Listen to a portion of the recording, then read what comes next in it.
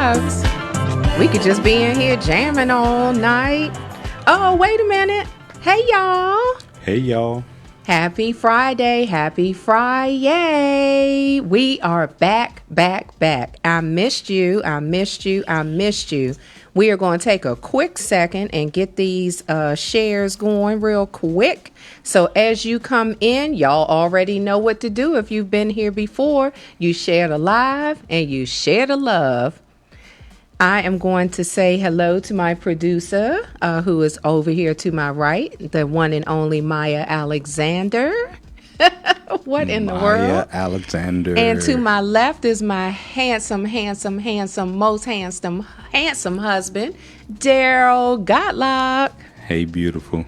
Welcome back into the Diva Den. Excited to be back in the Diva Den. Yes. So I'm actually going to try, every week I say I'm going to do something different or try again with this Instagram thing. So we are going to go live on Instagram. How is everybody doing? We want you all, of course, to be a part of this conversation. Don't let the topic scare you. If you are single, great. If you are married, great, because you might have a single friend, or you might hear something tonight that might, strike a chord and make you kind of go back and have a conversation with your spouse and push rewind on some things. It's never too late until it's too late. Get it?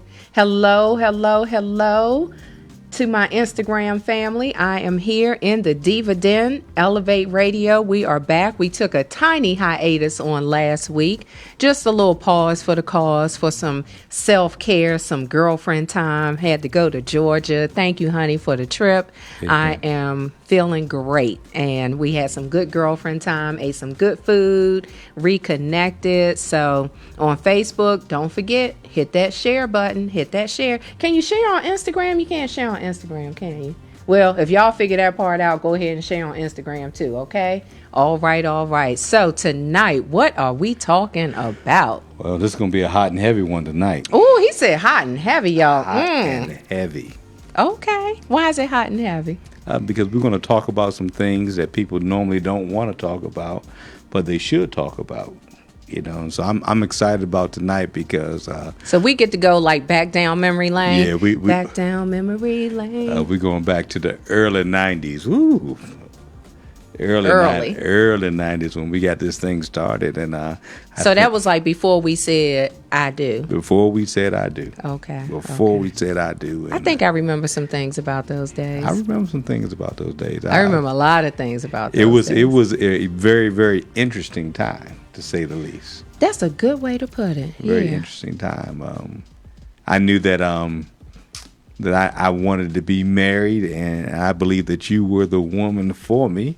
And so we had to go through the process, and I had to get out of my own way. Okay. I had to get out of my own way because I had a tendency to mess some things up. Oh, that's interesting because, I heard along the way that by a little birdie that somebody felt like from day one that I was the one.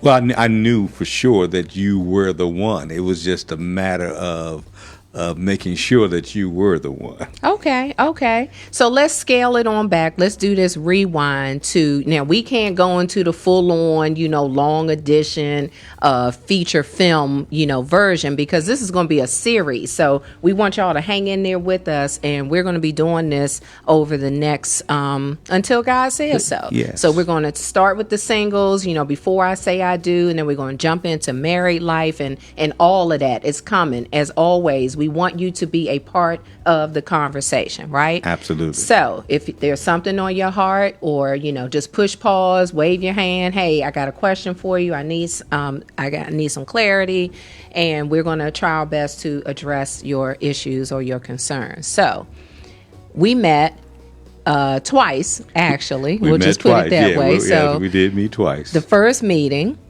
we met at our mutual friends, my best girlfriend, his childhood friend. They were married. And we're just going to give the real short. So that was like one of those kind of meetings, like a, hey, how you doing? And then that was it. We literally saw each other at one time at their apartment. I had come to share some good news, and the guys were getting ready to hang out. So that was kind of the gist of that. And then like a year or so. About a year or so later, yeah. Went by. I'm in the hospital having yet another surgery, major surgery. And somebody said they wanted to pray for me. He was so caring. He never made it. Very caring, still very caring to today. Oh, absolutely. Okay, and you do actually pray for me now. I do, yes. So Yeah. hallelujah for that. And so it was an interesting time. You were in the hospital about to have major surgery. No, I had just had. You had just had major surgery. I called. They were visiting. Yeah, my buddy I was got visiting. home and tell the story, y'all. My buddy and them were visiting, and I so happened to call him, and he told me he was at the hospital, and that you were in there. And I said, man, well, I need to come pray for her. At this time, I'm a young minister, just getting started out. More young than minister, but go ahead. Yeah. No shade. Yeah, I was young. I told y'all we're going to keep it real. I was young. I was very young. And I was supposed to come see you, and I did not come to see you while you were in the hospital. So let the record reflect that I did not make that hospital trip. But shortly thereafter, I did not forget about it, and I called her, and I said, hey, you're home now. Can I come by and can I see you? And I just want to come pray for you like I promised that I would. And he actually made it. I actually made it. Yes, I did made it. I showed up in my uniform. I'm just glad that, like my healing and all of that didn't really depend on that prayer from you. Well, Thankfully, I had my own relationship with the Lord. You did have your own relationship with the Lord, but I was part of your healing process too. Oh, okay. Yes, Let the record show. Let the record show.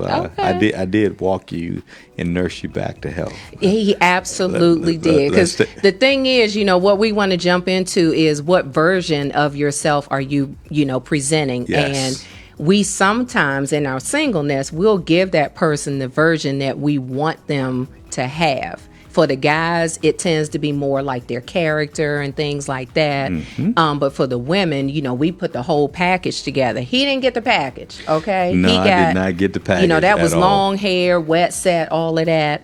I had not had my hair done for like 30 days because this was major surgery. So I got it done before. I couldn't stand up straight. I still had a bandage across my belly, and I think that was Staples at that time. Yeah, you were bent over like the man in the Bible. And I was like, woman, thou art loose. On a sweatsuit. I don't even know if I put lip gloss or Vaseline on or anything. I mean, I was clean, but he didn't get the full package right away because my thing was, you were either going to accept me as I was or not. Right. I knew if we stayed together, you would get all of the other stuff eventually because I knew what I was bringing to the table. Okay. And so, but you couldn't get that right away. You had to earn that. Yeah, so I stayed in there looking at the potential that was in you, but I want to stress to everybody else, and she was a beautiful young lady. She had just had surgery. She was not in the best state at that time. But what had happened to the both of us is that we became friends. And we're still friends to today. We were friends. We would talk on the phone hours. The other and voice y'all hours. hear is my husband, Daryl. Sorry, I can't get him on the camera. So we would have hours and hours, and when we talk, we became friends, and I think we're still friends to today. Absolutely. And so I think that's the key right then and there now. One of the things that we want to talk about in your singleness is the person that you're considering. Are you able to still be what? Friends. Right. If we didn't have friendship as a part of our foundation, we wouldn't be here today. No, we couldn't be friends now, 30 years later, if we hadn't been friends in the beginning. Right. But I want to go back to that, who you're presenting to that potential mate. I wasn't even looking at you in that way. No. I legitimately was just like, okay, sure, you can come visit me. Yes, you can pray for me. We started talking. And I think from day one, I didn't have a choice but to be myself because, again, I wasn't thinking about marriage. That was nowhere on my radar. I never wanted to be married. Right. You're right. Full transparency. I never wanted to be married. She never wanted to be married. When I met her, I knew that there was something special about her, and I knew there was something unique about her. Didn't know at that time that she would end up being my wife. Gary, be 26 years in here in next month. September 11th. September 11th. Hit 26 years. But our friendship is what really we based our friendship. everything off was our friendship. Talking on the phone, laughing, joking, hanging out. Yeah. We took time to get to know one another. Absolutely. And sometimes I don't think we see that a lot anymore. Yeah. It seems like sometimes people are just rushing into things. Yeah. But in that getting to know one another, a part of that was really just because it wasn't the pressure of a relationship. We really were just hanging out. We were just friends. There was no sexual relationship.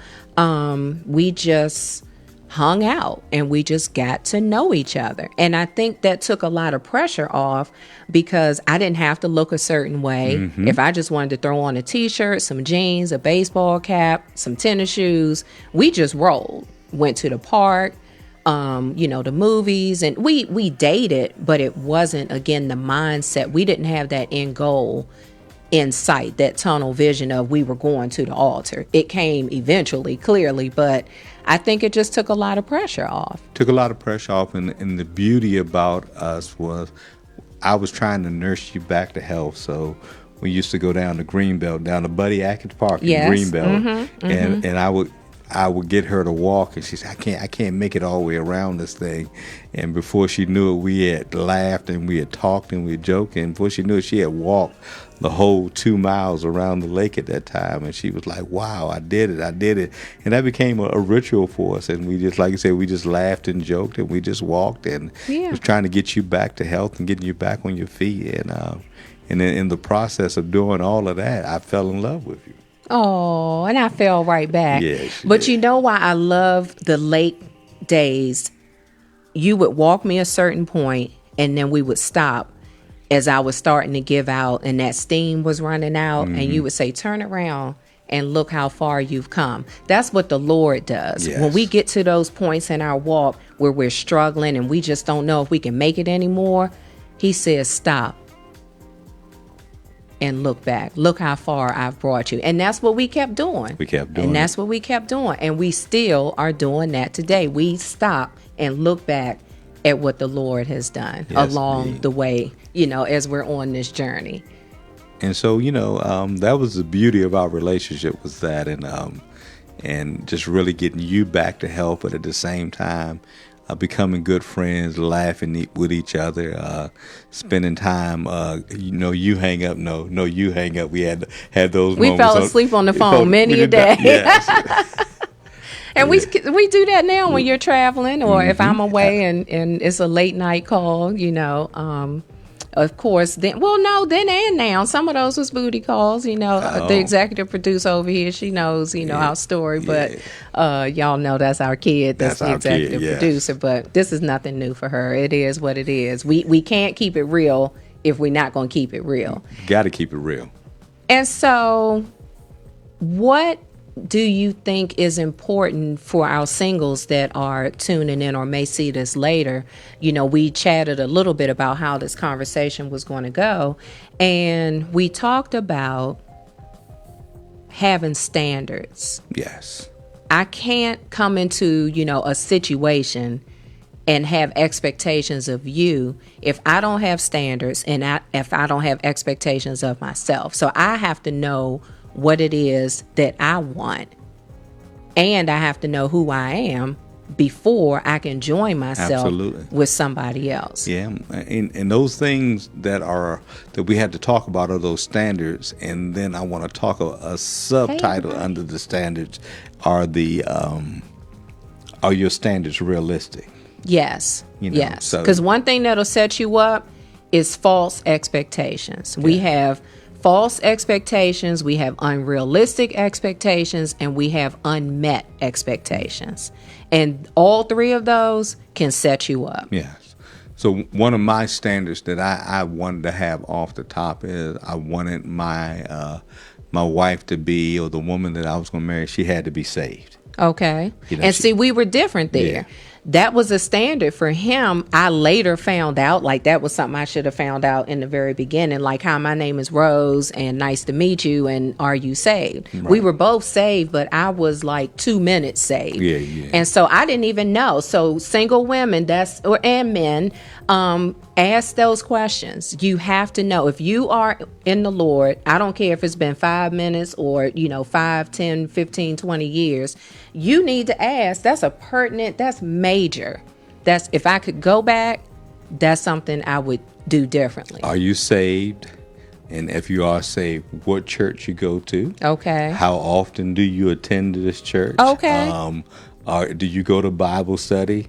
Those are things that are critical. Did you ask me any of those questions? I did. You did ask me if I was saved. Yeah, you actually did. I did. And then I believe in turn I asked you. Yeah. Okay. He get 2 points for that. And then I told him, that I was a up and coming minister at the church that I was at, and you did. And so I tried to put it all out there. I wanted to let her know that I just wasn't Joe Blow off the street, but I was a God fearing man, and that I love the Lord, and that's critical. So, ladies, is that part of your standards, or are you getting caught up with his looks? Are you getting caught up with his hair? Are you getting caught up the car he drives? Yeah, the car he drives, or he got muscles, or he got money, and you have not really put the standard up. And here's the question of this is whether or not he's saved. Question is, are you saved? Have you given your life to the Lord? Are you a regular attendee of church? Are you a God-fearing woman? Those things. So you can't ask him to be one way, and if you're not that same way.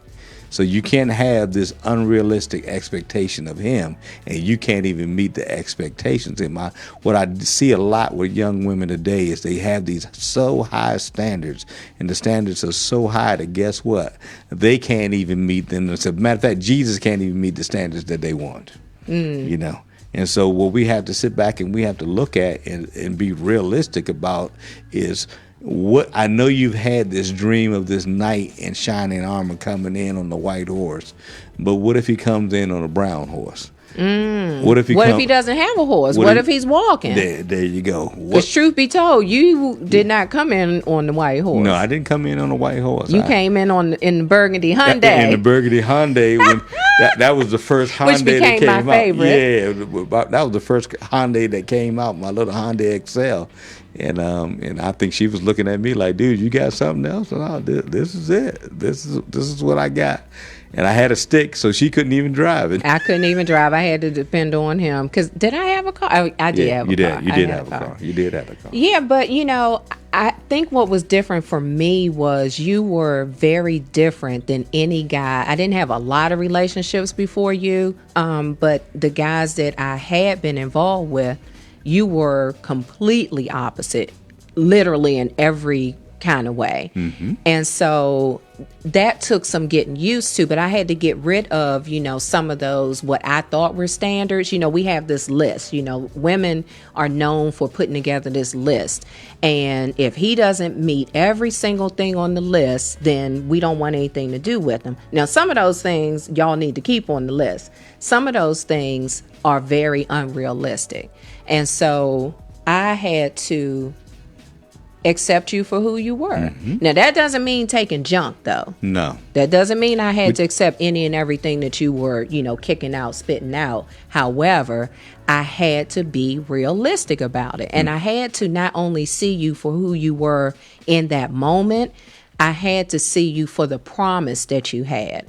I try not to speak on the potential, because a lot of times that potential just never gets developed. Right. Everybody has potential, but what are you going to do with it? So I tried to look at it from a standpoint of, the promise. And I saw something in you, but I couldn't have these high expectations for you, and I didn't have them for myself.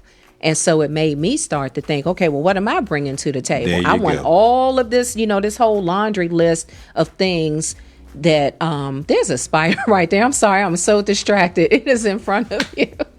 This is live, y'all.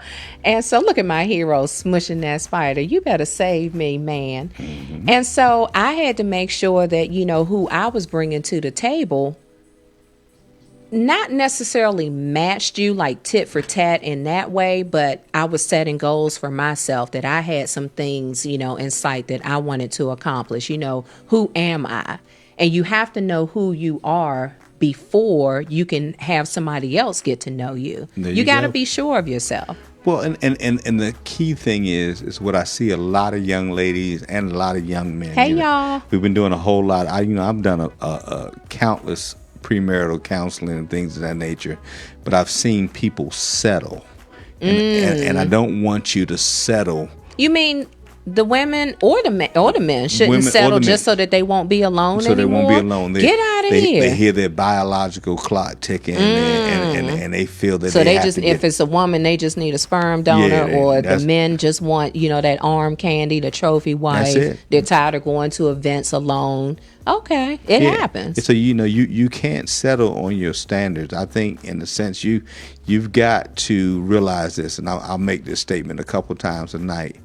Time is the revealer of all things. Yes. I can put my best foot forward for a little while, but eventually you're going to run into the real who I am, the real me. Eventually you're going to see who I am. You're going to see what my character is about. You're going to see if I have integrity. You're going to see if I really love the Lord. So time is going to reveal it. So ladies, don't put the stop sign, the stopwatch up and try to put him in a certain period of time. Take the time to get to know each other. Fellas, take time to get to know her. I know she's cute. I know her body's banging. I know she got real hair and all of that stuff. But guess what? You got to get past that, because I need to let you know that after you say I do, you're going to find out some things. But we'll talk about that a little bit later. Yes. I like this. Let me share this with you all in Facebook land. Everything that settles is at the bottom. I like that, Miss Carla. That's nice. That's nice. I like that. I'm going to steal that, Miss Carla. I'm going to let you know that. Oh, it's stolen. He said he's going to steal everything that's settled is at the bottom. So what I want you to realize is, if you have those standards, are your standards realistic? Mm-hmm. And then if the guy who comes along who's expressing interest in you, are you settling because he does not meet all of your standards? Do you have, how many things are on your checklist? Are there 5 things on your checklist, which it needs to definitely be more than 5? Are there 10 things? But it can't be 100. It cannot be 100 things. It cannot be 100 things. That's not realistic, because you're not going to bring all 100 there. You know, are you saved? Are you employed? Help me somebody. Yes. I mean, and you don't have to be a millionaire. Yeah. That would be nice. That would come in handy, I'm sure. Yeah. But have, gainful, steady employment. One of the things that I appreciated about you, with truth be told, and I've been saying this, the whole time, is that in getting to know you, I got to know your family, and how you took care of your mother. I tucked that away. Right. Because once I started to see how things were turning out in our relationship, I was like, okay, well, he's not really going anywhere. So let me start paying attention, because there are signs if we are paying attention and we're looking for them. Right. It's just like when you're driving. There are warning signs, about road work ahead or road closed or detour.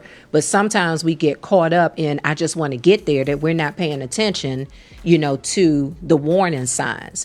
And so that happens in relationships. We just get so caught up and we miss the signs. So I started paying attention to how you took care of your mother. And I was like, well, my gosh, if he's taking this care, this good a care of his mom, then I'm going to be all right. For a lot of you who don't know, I was my primary caregiver for my mother for at least 31 years of life, till she actually closed her eyes. That was my responsibility, and I believe in doing that. But at the same time, you made a mention of signs, and so what we have to do, ladies and gentlemen, is look at the signs. There are stop signs. Mm-hmm. There are flashing red lights. Okay. There are speed bumps. And sometimes it's just a danger, like do not enter. Don't do it. Do not enter. And if you do, it's like, what do they say? Proceed with caution or enter at your own risk. Yes. Yeah. Yield. You have yield signs. You got so many different signs out here. So when you're going into this relationship, Carla, this is for today. Yeah, We not gonna worry about 7 years ago. You take notes for now. For now, we got you. For now. But you got to realize that if you got a stop sign and you got a stop sign early, that means to stop. And you got to realize, do not proceed. Do not go any further with this relationship.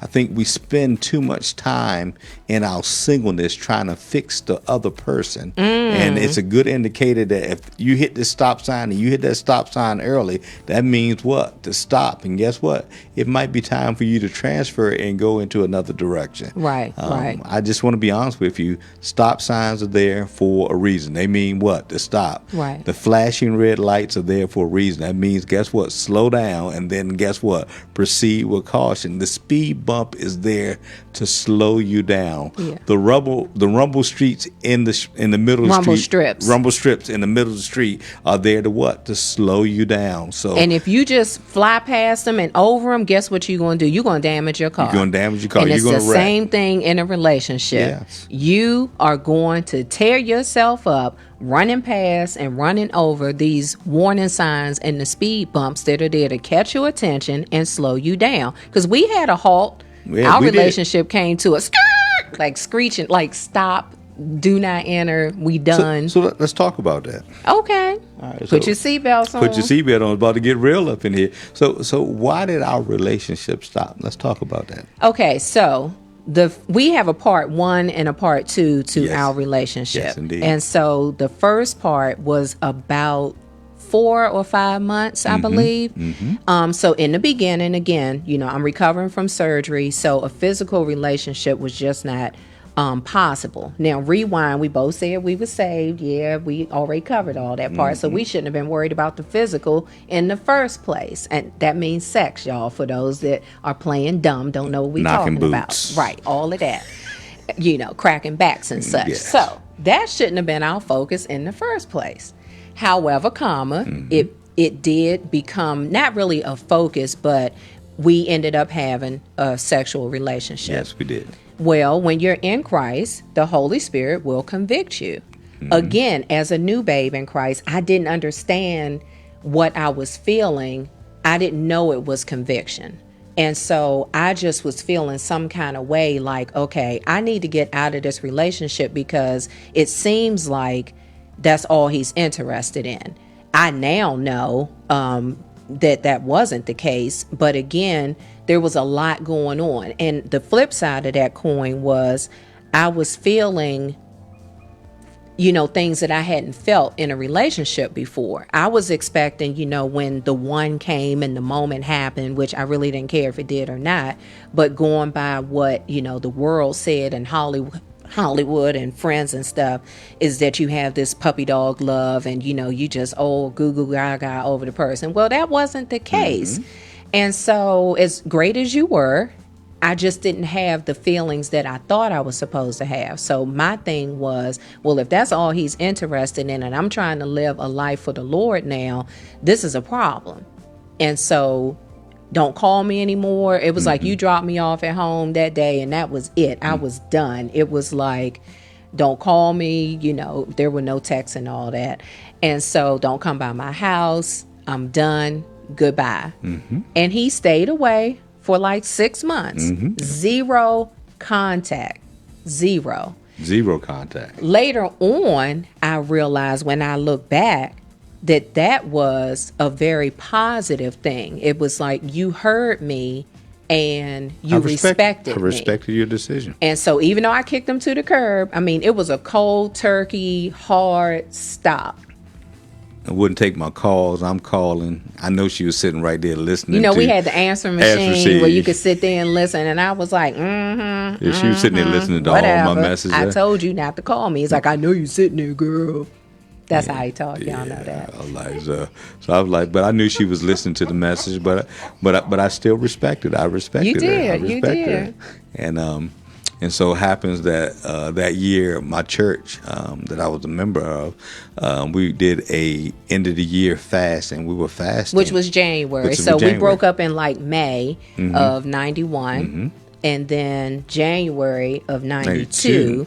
In October of 91, he brought me a birthday gift, y'all, a book. I brought her a so book. Spiritual all of a sudden. First, he couldn't keep his hands off me. Then he gonna bring me this spiritual book. Well, which one you gonna be?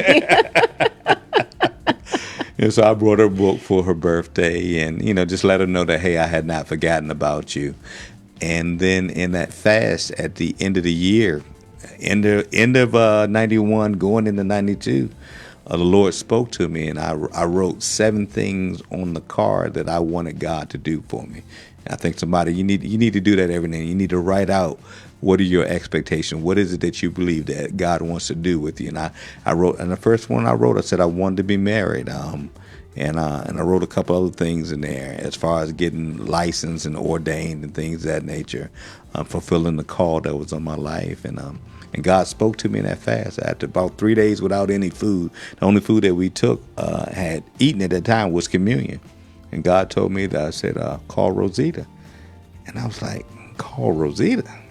That's the government name, That's the y'all. government It was name. serious. The Yeah. Lord meant that Yeah, thing so that he wouldn't be mistaken in who he was supposed to call, because it was a lot of roses, I'm sure. But y'all know it wasn't a lot of Rositas. And so I'm like, Lord, our relationship is done, and you know me, Lord. I don't go back. When I'm done, I'm done. I'm gonna walk away from her.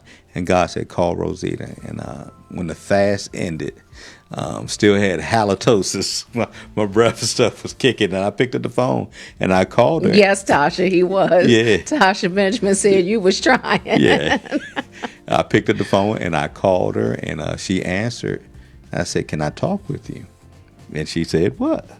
She said, yes. And so I came. I probably said, okay. Yeah, I came and rolled my eyes. I came and picked her up in my Hyundai and pulled her out and said, look, I've been fasting. And God spoke to me and said that you're going to be my wife. And I said, will you marry me? This is sitting in the rain in the Hyundai. In the Hyundai. Out, if you all are in this area in the DMV and you know Suitland Road, Silver Hill and Pennsylvania Avenue, the bowling alley. What's the name of that bowling alley? Something I think Land. it's Fairlands. Yeah, but it had another name. But anyway, we're in the car, pouring down rain, and it's kind of late at night. This dude didn't have a ring. He didn't have a piece of string to tie around my finger, a rubber band. But guess what? She said yes. Yeah, she said yes. So clearly it wasn't about the material aspects of, that moment. He didn't get down on one knee because we were sitting in the car. And so, plug in my phone, baby. And so I said yes. You said yes, but you got to ask my daddy. Talking about standards and talking about, expectations and all of that, I said, you have to ask my father. And ask your father. And I said, okay. And you didn't buck on that. I didn't buck. I was like, you bucked on some things a little later, but we'll get to that. We'll get to that. But, and so you went, you asked my dad, mm-hmm. Then you got a ring. And then I got a ring. The whole ring thing, fellas, we got to talk about that on another day. But that might be part 2. Because that was a definite standard that both of our standards were at 2 different levels for sure. Yeah, we're gonna talk about that at another time. We'll talk about that, but but I knew what God said, and I wanted to be obedient to God, and so I came and I did exactly what He told me to do. Delayed obedience and partial obedience is still disobedience. And so when God told me to call her and to talk to her and ask her, I did what He said, and you said yes. So I said, okay, God, I really did hear from you. Yeah, and then we started, reconnecting and rebuilding that friendship, and we also reconnected in the physical sense, hence our executive producer that was at the wedding. Little Maya. Little Maya was at the wedding. And so, there was still disobedience there. We didn't do everything, by the book. We're meaning the word. So we're not here to make anybody feel bad or anything like that if you have, not kept that as a standard for yourself. But at the same time, we want to encourage you that it is possible, after we fell off the wagon a couple of times, actually before we even knew that Maya was on the way, we both had rededicated our our lives to the yes. Lord. At the girlfriend boyfriend thing played by Deron Cloud. You know, we were both convicted. Again, not really understanding about all of that as far as my spiritual walk was concerned, but I just knew that I needed to do something differently. And so one of my standards became, in that moment, if he's going to be with me, he has to respect my decision to not be physical with him anymore. Sex had to be removed from the table. That could not be a part of our relationship anymore. And I was like, if you really felt like I was the one, then you were going to respect me in that decision. And then you had a decision to make. I wasn't going to make it for you, because I was clear. Because how I felt when I wasn't obedient to the Lord, I didn't ever want to feel that way again. Yeah. And so after the play was over, we had a conversation, Yes, and it was like, you know, I need to talk to you. Yeah, I need to talk to you too. And it's like, we can't continue on, you know, the way that we have. And that's not all we were doing, but one time was too many. Yeah. And so we not only, you know, rededicated our lives to the Lord, but we made, you know, a vow to the Lord and a commitment to one another that if we were going to say I do, there was going to be no more sex until our wedding night, which ended up being how long? How many months? 18 months. 18 months later with a kid. No, we didn't live together. I still lived at home with my parents. He lived at in his own place. But let me tell y'all something. We had to get to a point where, I know for me, and I think you said you did the same thing. It was like, Lord, just make her unattractive to me. Like, we had to go hard because this was cold turkey. And so we didn't even hold hands. We didn't hold hands. I mean, it was almost like a yardstick in between us. We wouldn't even get close. We barely looked at each other. But we had to spend time together because we were raising, you know, our daughter together. And so we still spent a lot of time together, but we didn't put ourselves in compromising positions or situations. And so that meant you spent a lot of time coming to my parents' house and visiting me. You came to my turf because that was a safe place. And we spent a lot of times with groups, you know, in groups with other couples. And so we helped each other out, you know, in that way. I didn't go inside your apartment. You know, if I had to drop you off or take Maya to you or whatever, I was in the car. Like, we had to be serious. When you put boundaries in place, they can't be soft. They have to be firm. You have to stand your ground no matter how hard it is. You can't waver. You can't let anybody, you know, sweet talk you, for the ladies, you know, or the guys, because the women can, you know, do some sweet talking too. Yes, but you can't let anybody persuade you, you know, otherwise. So when we put those boundaries in place, boundaries is another way to say we put standards in place, and there were certain things that we just were not going to do. There were no late night coming over to the house. Tasha. No late night coming to your house, no late night coming to your house. We didn't do those things. We went out and we had other couples with us so that we kept each other accountable. Yeah, a lot of people. Reverend Berkeley was, you know, one of the ones that kept us accountable. Pastor Jenkins kept us accountable. Like, it wasn't easy, but when you have that village supporting you, it made it a little bit easier. And what we want to do is we want to tell y'all the good, bad, and ugly. I wish we did not fall. I wish that she did not get pregnant before we got married, but we messed up. I want to speak to somebody out there right now. You might be in a messed up situation, but it's not how you start. It's about how you finish. You can pump the brakes. You can put it on hold.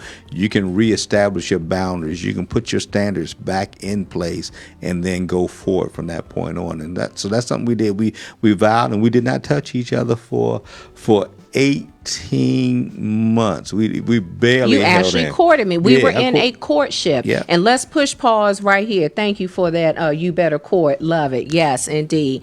We were in a courtship, and sometimes the lines get a little blurred and a little muddied, I think, you know, nowadays, and people think that courting is a thing of the past. Well, the difference between dating and courting, they really are two separate things. Mm-hmm. When you're dating, you know, you can approach that as, we're not necessarily trying to get to the altar. I may just be spending time with somebody, getting to know them, but at a certain point, you really need to turn the corner and start to look at, is this the person that I believe I'm supposed to spend the rest of my life with?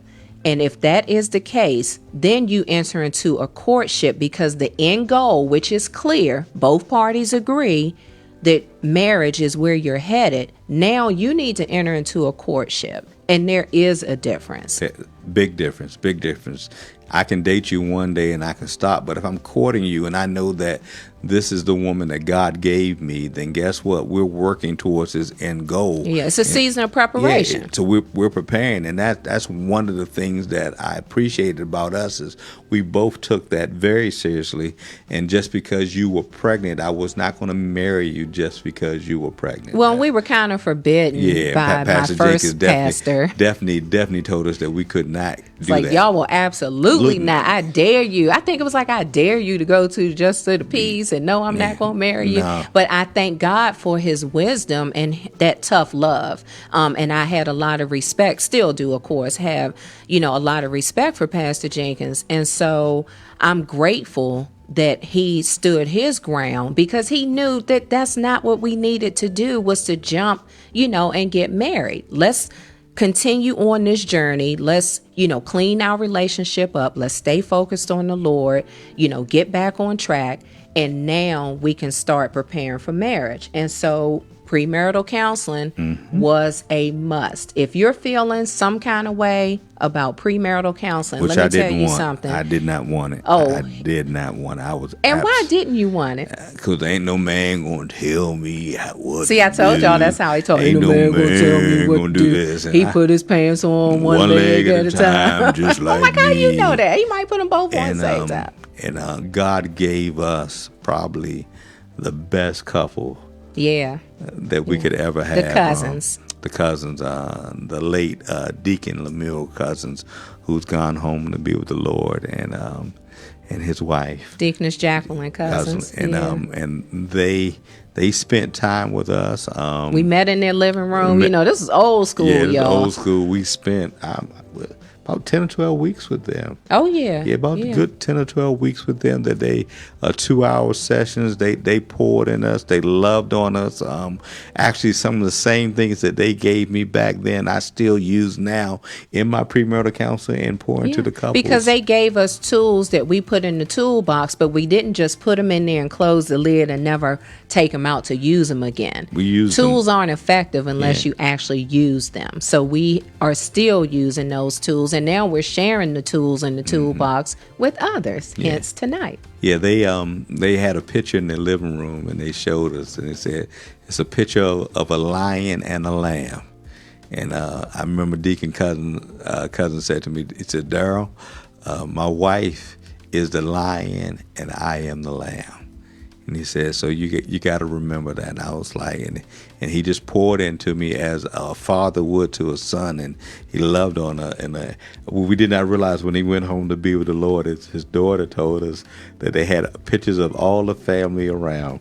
And there was this one picture in the middle of all their pictures. It was a picture of me and Rose. And they said, man, they loved y'all. They loved the time that they spent with y'all. Yeah. So, I think when you say, premarital counseling now, I think sometimes people still have that, well, nobody can tell us, how to do this. We got to figure it out for ourselves. You do have to figure it out because there is no manual. There is no, one size fits all. However, they are tools. You will gain tools in premarital counseling that will help you in this journey. Because let me tell y'all something. If you're single, you've never been married, it's one of the hardest things that you will do. If you are not willing to put the work in every single day, don't do it. Yeah. But you both have to be willing to put the work in. You can't have one person that's the workhorse and the other person, they just kick back chilling, watching you do all the work. It's not going to function properly the way that the Lord has designed it to work if only one person is doing the work. And I think we've done a good job of, not that we're perfect, we absolutely make mistakes. However, we both recognize that anything worth having, you're going to have to work for. You have to work for it. And we have to lose the concept that that the world has told us 50-50. When you're doing 50-50, that means both of you are doing a half job. Of I'm what bringing you're trying half to do. and you're bringing half. You know, sometimes it's 110, sometimes it's 120, 125. Right. And you got to bring your best every day in being committed into the marriage thing. Single. But I want to pause a little bit, and I want to go back to these standards. Ladies, what are your standards? Don't have a physical list in your head. Sit down, take time to write your standards out. Fellas, sit down and take time to write your standards out, and then look at your standards and then line your standards up against you. Right. And if you can't meet those standards that you have, then guess what? The other person's not going to be able to meet those standards also. But you got to take time to have those standards and have those standards in place, and then go through the list. How many of your list is a passing grade that, hey, we can proceed forward and look at entering into a relationship or entering into a courtship? What's the passing grade? Is it 7 out of 10? Is it 8 out of 10? Or do you have to have 10 out of 10 to move forward? Because 10 out of 10 is not going to be realistic. 20 out of 20 is not going to be realistic, because guess what?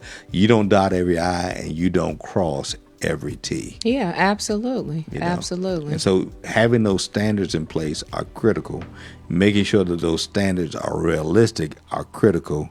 And then learning, and this big word was for us, was putting boundaries in our relationships. So you got to realize certain boundaries that you could not put in place. You could not put in bad combination. She just got her hair done. You just got your hair done. It's late at night. Y'all done went to the movies, but y'all drove the one car to the movies. That's something we didn't do. If we went to the movies, both of us drove to the movies, so I couldn't make that excuse. Okay, I got to use the bathroom, and then they inside your place late at night. That's a bad combination. Well, that wouldn't have happened in our dynamic because I lived at home, you know. Yeah, Melvin Boger was right there. Good night, Daryl. Have a great evening. Bye bye. Yeah. And so when we were on the side, but for those that are, you know, she has a place and he has a place. Yeah. Absolutely. You got to be aware of those dangerous combinations that you have, and putting where your kryptonite is. Everybody knows what their kryptonite is. That's your weakness. That's your weakness. So you got to make sure that you guard your weakness and that you don't put yourself in a place where you have to compromise. Oh, compromise. Oh my, how much time do we have? Because we definitely, I already see that we're going to have a part 2 to this, but you cannot compromise. You cannot. When we compromise, you really are letting yourself down, because you don't control that for the other person. I'm the only one that controls that. So people say, oh, they let me, or they, made me, or they influenced me to do whatever. No, you made a decision to break the rules and not hold yourself accountable to the standards that you set. So when you compromise, that's something that you have control over. I might not be able to control a whole lot of things, and I can't control anything with the other person. I can only be responsible for me and my actions. Amen. So ladies, if you're up there and you've compromised and you've given up the cookies, it's okay to put the lid back on the cookie jar. Put the lid back on the jar. Okay, wait. On the cookie jar. Okay, so this is the cookie jar. Yeah, that's the cookie jar. Okay. Oh my God. Oh, Lord, got some of it out. Put the lid back the lid on the cookie jar. And watch this, ladies. If he leaves because you put the lid back on, then he wasn't about you in the first place. Amen. Fellas, same thing. If she pressed, you need to look at the camera when you say that. That's over there, right there. If he ain't about, if you put the lid back on the cookie jar and he leaves, guess what? It's okay. Because guess what? That means he wasn't about you in the first place. Fellas, if she trying to press you into a place where you calling you out of your name, calling you, asking you if you're scared or something of that nature, then guess what? She is not what. She's not the one. It's okay to walk away. Count it as a loss, and guess what? And move on. And guess what? Somebody else will be at that place where you need to be. Yeah, absolutely. And, we have, I'm sure, part of the family might be in a phase 2, round 2. We going to try this thing again. Maybe you were married and you're not married anymore. And you might end up going down that aisle or saying, I do again. We're really praying that, some of this conversation tonight will give you something to think about and think back on that previous, relationship or that previous marriage and say, you know what? Okay, I see the error of my ways in a sense of taking ownership for your part, because there's two sides to every story. We get that. But take ownership for the part that you played. And that's another thing that we don't always do, in marriage. I can't wait as the weeks go by and we really start getting into the nitty gritty of, the after I say I do. But tonight our focus, we wanted it to be on the before I say I do.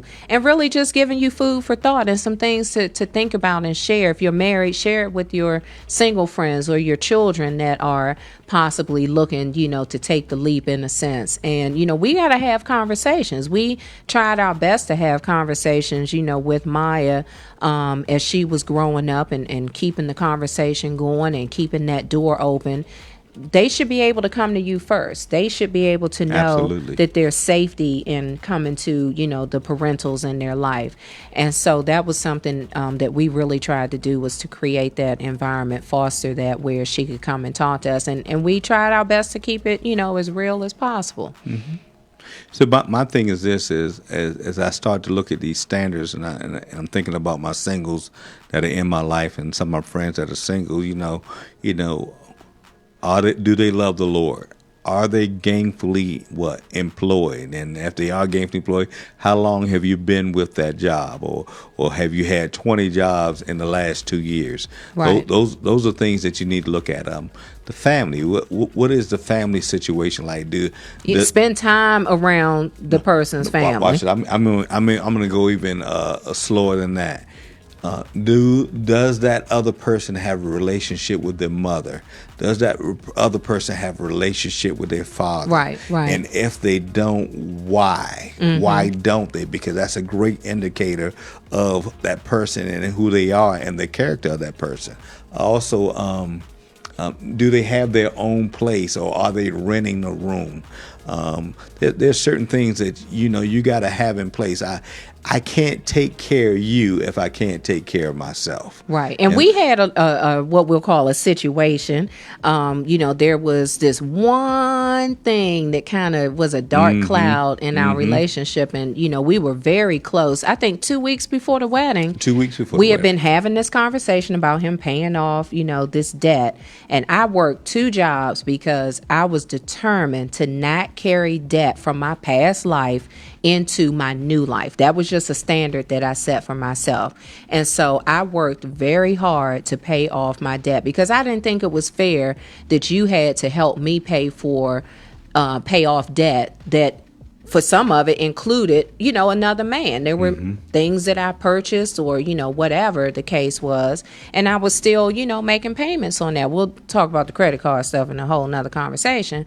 But you had this particular bill that just wasn't going anywhere, and we had a conversation about eliminating debt. And when I asked the question close to the wedding, he hadn't paid the bill. I sure hadn't paid I went off. I mean, it was not pretty. I took the ring off. I threw it at him, stormed in the house. My dad was like, okay, what in the world? I knew it wasn't going to work out and blah, blah, blah. Set up a meeting with Pastor Jenkins. I was like, I'm done. The wedding's off. And I was boo-hooing like he had never seen me before. He probably thought I was crazy. I did. And I'm talking about Pastor Jenkins. You weren't there.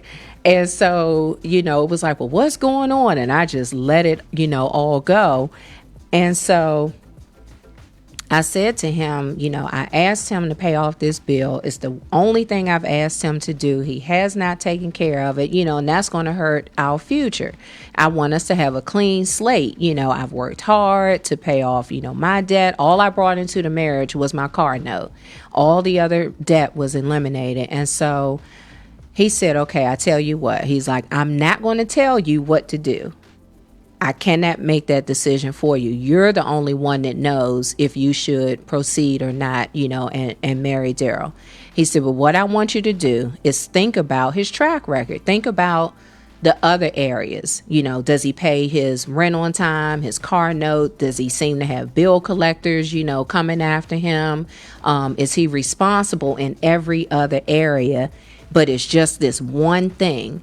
And then he said, go back and ask him about the bill. And I don't think we ever fully talked about it. He said, because there may be something, you know, kind of keeping him bound, or there's some kind of connectivity, you know, with that bill. Like, what is that all about? What does that represent? So if this isolated, then you may not want to just get rid of the relationship, or, you know, throw him away in a sense. And so I did. I went back and I looked at it and I was like, well, no, he does pay his bills. He is responsible.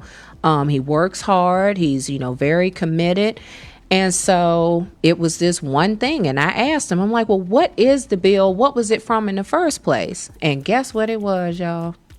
What was it? Tell It was an engagement ring for somebody else. Yes, pre-me.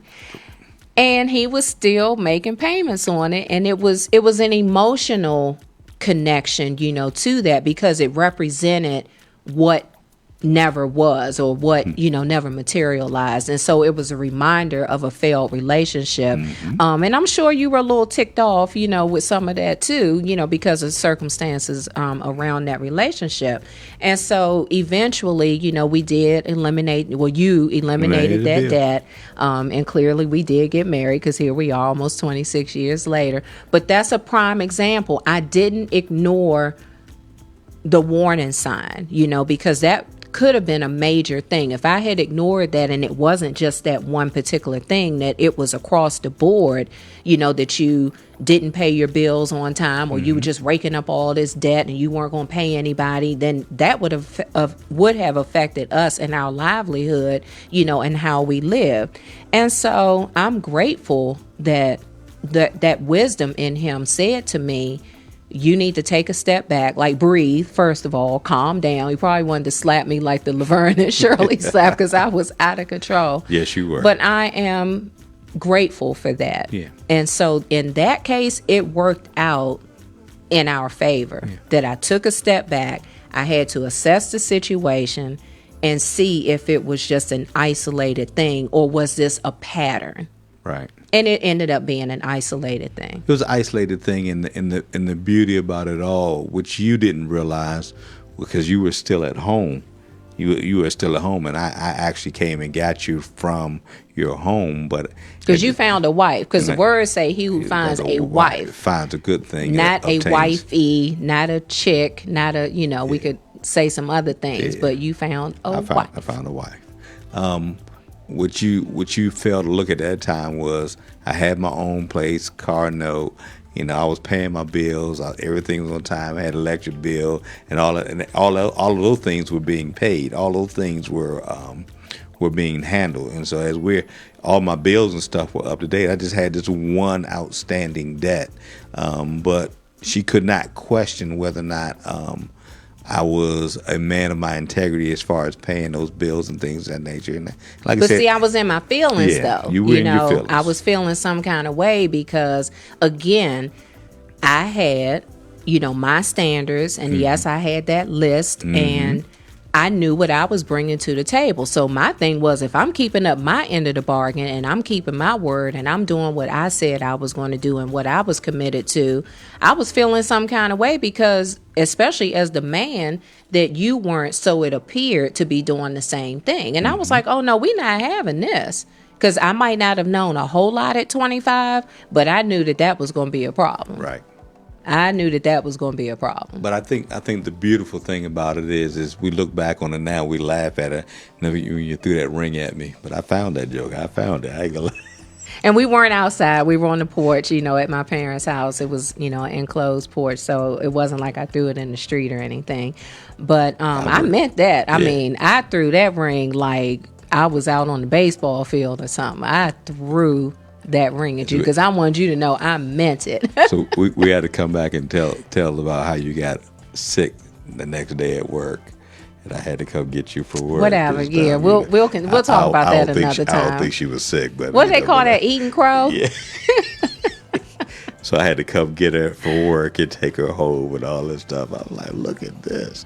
But the warning signs, you Yeah. know, you have to pay attention to the warning signs. And when you know, in closing, when you see that behavior and people have a pattern, don't ignore it. Don't ignore it. Don't continue to look at them through those rose-colored glasses where you just can't see anything. And that's another thing that, you know, because sex was removed from our relationship, or we had a whole lot of time to get to know one another, Right. and to really focus on, you know, the real person, Yeah. So because you're muddied. So that's one of the reasons that I tell my couples in premarital counseling, don't want you bumping and grinding, don't want you doing none of that stuff, because let's take all the feelings out of it. Because when all the feelings are out of it, now I have to deal with the real deal stuff, and that's what we have to get down is to the nitty gritty. So Yeah, it'll force you to talk. Yeah, have Because you communication. got to do something when you spend the time together. Look, having meaningful conversations. Meaningful conversations. We got in the Word together. We Yes. prayed together. So this was us laying the foundation, and it really wasn't that big of a deal. We still here, breathing, living fine. We didn't die We didn't die. from not having sex. We really We didn't. might now, but we didn't. Yeah, I'm then. about to say we have issues now. But Yeah, not- we couldn't do that now. Yeah, now we could do that now. The executive producer is about to shut the show down. Yeah, it's been 26 years, okay, you know. I would have some issues. But just to say to you, you know, hey, put your standards in place. Don't compromise on your standards. Put the boundaries in place.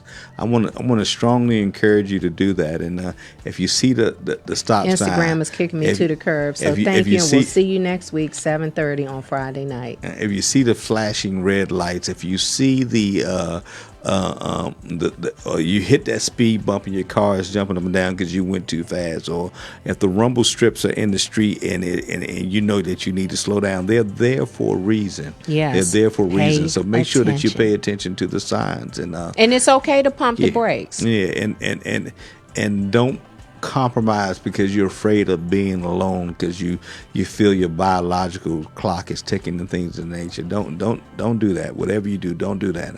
And if you happen to get pregnant, and don't marry him just because you're pregnant. Right. That's it. How do you talk to each other? Are you cussing each other out? You know, Right, because how you start is how you going to finish. We've been together in our lives coming up on close to 30 years, and I've never called her out of her name. I've never cursed at her. I've never disrespected her in that sense. I've never put my hands on her. Amen. Those are all critical things that we want to talk Non-negotiables. about. That was it. We've never in our Gary, be 26 years, ever talked about divorce. Not an option. We've never talked about separation. Not And so an those option. are things or boundaries and standards that we put in place before we said, I do. Yes. No physical violence, no verbal violence, no separation, no you go sleep on the couch and all that stuff. No going days. And keeping outsiders out. Yeah. No, watch this. No going days without talking to each other. No, we don't do that. I've got couples I know that spend months and weeks without talking to each other, living in the same house. That's unheard of. That's unheard of. What's the one you just said? What did you just say? I said keep the outsiders Yeah, keeping out. the That's outsiders. mama and them and Keep your mama good and them girlfriend. and your brothers and sisters and your cousins and all them out. All your single friends that don't know nothing about being married, they giving you advice. Or you got the person that's been divorced 4 times and they trying to give you advice. Keeping all of them what? Out. Right. And putting those boundaries and putting those standards in place so that you can be successful in your marriage, and finding a couple that's older and more seasoned than you that can speak into you in your difficult and trying days. It's going to be some trying days. It's going to be some difficult days, but you have that couple that's older than you, that's more seasoned than you, that can speak into you in those seasons. Yeah. Amen. Well, I think that's a great place to stop. I thank you all so much, honey. Thank you. This has been a great kickoff to our Marriage Matters series. And, you know, as always, thank you for your time. Thank you for sharing. If you come back in on the replay, hit the hashtag replay, and it's never too late to share. If you have any, thoughts about tonight or future shows, now that you know where we're going to be going until the Lord says stop, the plan is at least through the rest of this month, because there's a lot that we need to talk about. A lot we need to talk about. We've got a lot of couples that are out here struggling now. A lot of couples that are walking away from their marriages. Thank you. Love you too, Nina. And it just doesn't need to be. But what I would challenge you, I strongly would challenge you, is to stay tuned. And you might know somebody that's single that's about to go down the aisle, or they're talking about it. Send them over here. Let them listen to the replay. We're going to get even and deeper contact next us. week. We have some things in store. I'm excited that we've been disobedient for way too long when it comes to what the Lord has told us concerning our ministry, as related to marriage.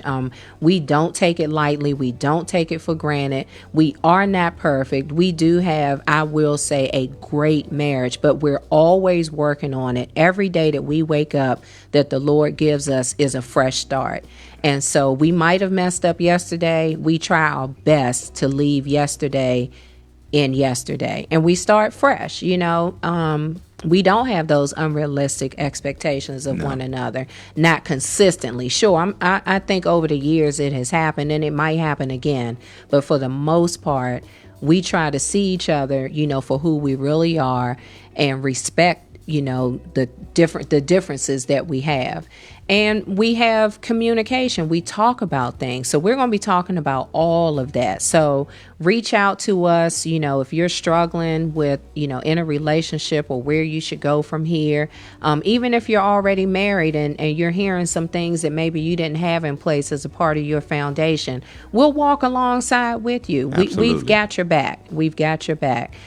We've learned, one or two things along the way. And so we are not going to keep it to ourselves. We believe that what we have been through is not for us, that we are supposed to share what the Lord has shown us and some of the trials and tribulations that we've been through. Absolutely. And we're going to share them all with you. We can't share them all, but we'll share the good, the bad, the ugly of all that we went through, and the pain and stuff that we've learned from, that has actually drawn us closer together. And so we'll share those things with you, and so that you can learn from our mistakes. Amen. Yeah, absolutely. So thank you again. So don't forget to like and follow us on Elev8 Radio. You can follow me on Instagram, in the Diva Den Live, right, producer? And you can send me what's the thing called? An email to in the Diva Den at gmail.com. See, I almost knew it, because the Instagram and email are kind of similar. So in the Diva Den at gmail.com. Any closing? Are you done? No, I'm waiting. I'm excited about next week, because we're going to dig in. We're going to go a little bit deeper. All right. So they need to put the seatbelts on and get real, and we're going to get transparent. All right. Have a great week. And your challenge for this week, your homework is share this with somebody that you believe, or that you think they need it, or they need it. And go back and review it yourself and listen in, because you might have missed something. So thank you again for hanging out with us here in the Diva Den. Have a great night and have a wonderful weekend. We love you, and God bless. God bless Bye-bye. y'all. Bye-bye.